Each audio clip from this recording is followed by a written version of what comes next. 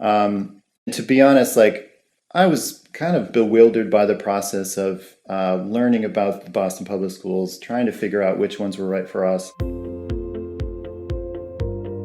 When we were looking at all the options, we actually put the BTU at the top of our list because it was teacher-led and because we felt that the most important point of contact for a student is their teacher. The teachers were amazing. We were really impressed with them, very friendly, knowledgeable, with a passion for teaching.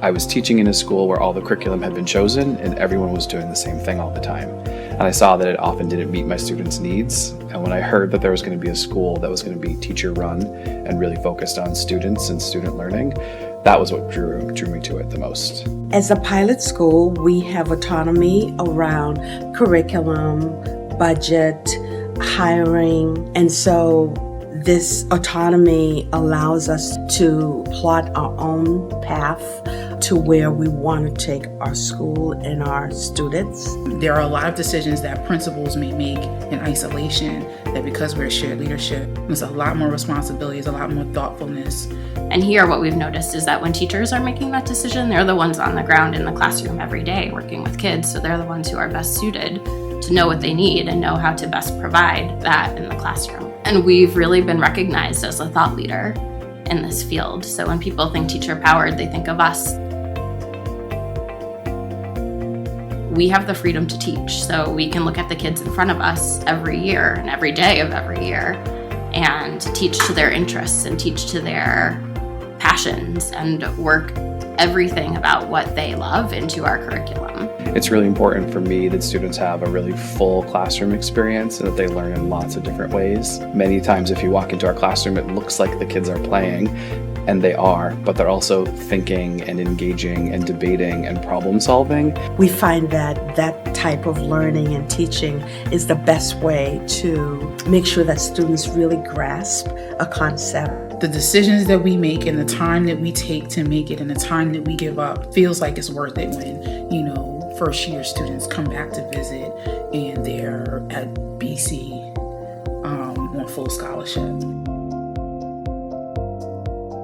The 3 R's are respect, responsibility, and rigor. And we teach students what the 3 R's look like in every space in the school. What does it look like in the cafeteria? What does it look like in the hallway, in your classroom, on the bus? Those things are things that are practiced all the time in pretty much any school, but I think that naming them in such a way and identifying how they look in each space really brings them to life, and it makes them a part of our community. And it carries over into your classwork.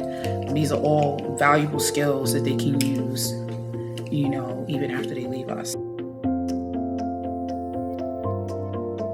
We're very fortunate as a school that we have so many partners supporting our students academically, socially, and emotionally. We always work to develop access and opportunity for students, and sometimes we're limited in the classroom to what we can do, and so that's when we invite a partner in, someone who can come in and talk to us about something like urban farming, or someone who can do some theater work with us, or someone who can help us fix up our writing in a way that we might not be able to do on our own as teachers. Particularly in the middle school, we are softening the cushion of adolescence because it can be really, really hard. And so to be able to switch up the curriculum, to be able to teach to the students' needs, to have these partnerships so that if you don't know what to do, you can get support. I call it protective factors because it's adults working together collaboratively in order to support every single child. And so when students feel that loved and cared for, then they come to school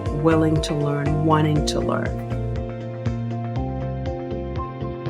I went to the first Family Council meeting, and from the first meeting, it just felt like we were collaborating together. We were discussing everything as a team, as a group of let's try to come up with the best solution. We don't want this to be a fortress where the parents are on the outside and the only time that they're welcomed into the building is when there's an event or a conference or a meeting or something like that. It's this collective achievement model that we have, where the students, the teachers, the families, community partners, everyone working together in order to make sure that every single child succeeds. People here are invested. They are here because the place works, and the place is filled with love. We just couldn't imagine anything different for our 3 children. It feels like they are a part of a much larger family, and to be able to get it here from the staff and the faculty is just amazing.